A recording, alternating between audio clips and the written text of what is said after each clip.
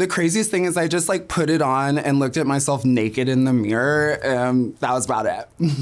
I was just all like, yes, you sexy, naked, crystal bitch, you're a winner, baby.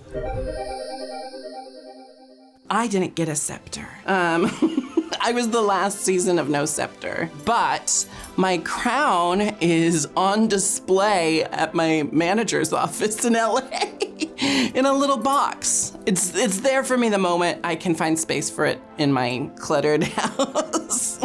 I haven't worn my crown a lot because I'm too scared I'm gonna break it. Because when I was crowned, the night I was crowned in New York, Michelle Visage and Bianca Del Rio put the crown on my head, and then I stood up and walked 2 steps forward and smashed it into a speaker, one of those hanging speakers. So the very top of it is bent a little bit. And after that, I didn't want to wear it ever again because I was too scared I was gonna break it. That's why it's in a little glass box that I can't access it anymore. Okay, so my scepter is in mint condition. She's still in a box in my storage locker somewhere in Burbank. I'll drop the location later. And my crown is at home. Now, a little bit on the top, dinged off a little bit, so I need to get it repaired a little bit. So Fierce Drag Jules, if you're out there, I would love my crown repaired. But she is like 95% intact. There's just a little something missing at the top. You know, Bob is a very nasty person, and one time he came to my home and he found my crown and he damaged it because he is jealous that I am already a double crown winner. I am Miss Congeniality and an All-Stars winner, so he will stop at nothing to degrade my Drag Race legacy.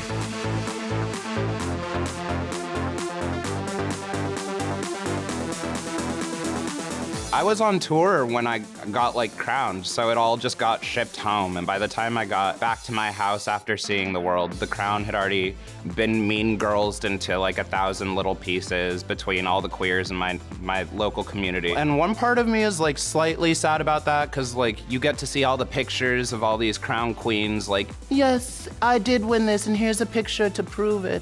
But also, I think it just boils down to everything that I've ever felt about drag, which is it's not about the things, it's about the significance of what they mean to you. So even though my crown is in 1,000 little pieces, like each one of those pieces means I busted my ass.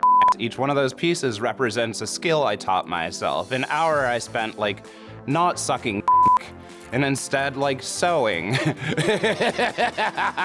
I was in the flimsy crown stage of RuPaul's Drag Race before they got these beautiful ornate, I didn't even get a scepter. I joke around quite a bit and say that mine was made out of tin foil and dry cleaning wire hangers. It lays in my house somewhere.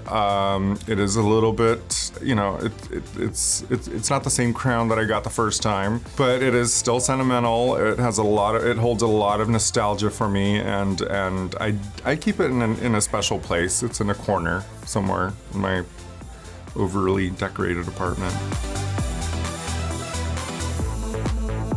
My crown and scepter are in my home. The crown is in a plexi box that I got from the Container Store, gorgeous, because they actually make cases for crowns. So she's just being preserved, and she sits underneath a sign that says, work hard and be nice to people. The craziest thing I've done while wearing my crown, honestly, nothing really, honestly. Okay, I tried the crown on when I got it, and I fully understood the term that heavy is the head that wears the crown, because that hurts. Like, it is not comfy. I wore it for like 5 minutes and had like an indent in my forehead. Yeah, I guess the craziest thing is I just like put it on and looked at myself naked in the mirror, and that was about it. I was just all like, yes, you sexy, naked, crystal bitch, you're a winner, baby. I have won a lot of pageants in the past, so I know how to treat the things that I've won and deserve.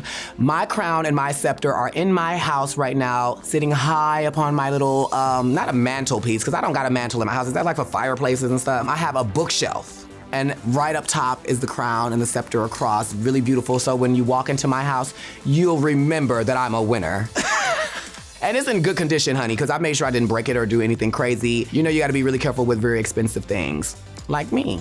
The craziest thing I've ever done in my crown and scepter, although it's not crazy, honey. I looked crazy good. If you saw the season 13 announcement of the queens, honey, you knew exactly how delicious I looked in my crown and scepter, and you see exactly why I won it.